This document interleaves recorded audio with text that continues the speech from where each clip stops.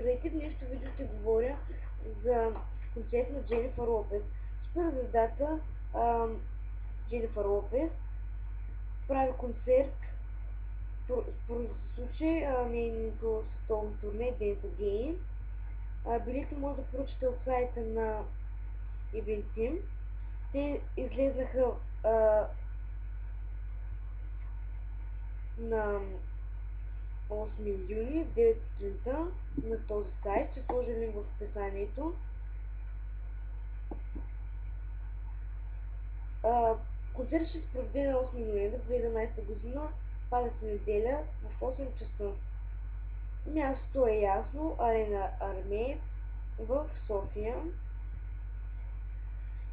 Искате да поръчате билетите, натискате където пише билети. Там ще ви излезнат цената, колко билета може да поръчате, най-много 8. След като искате нагласите всичко, натискате поръчай билета. Най-много ще се